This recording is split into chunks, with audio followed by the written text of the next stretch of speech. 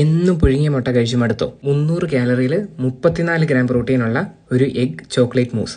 10ഉം 12ഉം boiled eggs ആയിരിക്കും ചിലവരുടെ ഡയറ്റിലുള്ളത്.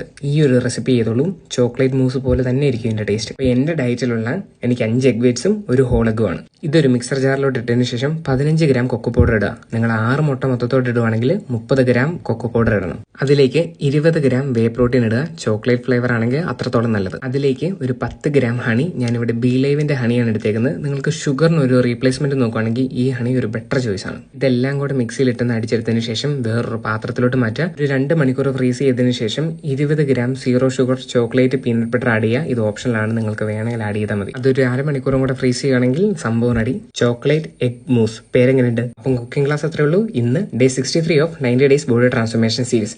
ആംസും ആപ്സും ഫോക്കസ് ചെയ്തുള്ള ഒരു വർക്കൗട്ട് ആയിരുന്നു. ഈ വീഡിയോ ഇഷ്ടപ്പെട്ടെങ്കിൽ എന്നെ ഫോളോ ചെയ്യണമെന്ന് തൊട്ട് നിർബന്ധമില്ല. ഒന്നെങ്കിൽ നിങ്ങൾ എന്റെ പേര് ഓർമ്മിച്ചുള്ളൂ, അല്ലെങ്കിൽ ഈ വീഡിയോ സേവ് ചെയ്തോളൂ. നിങ്ങൾക്ക് എപ്പോൾ ആവശ്യമുണ്ടെങ്കിൽ ഈ വീഡിയോ ഒന്ന് ചെക്കൗട്ട് ചെയ്യാം. സെറ്റ് സാർപ്സ് ക്യാപ്ഷൻസിലുണ്ട്. വിൽസ് ആണ്. ബൈ.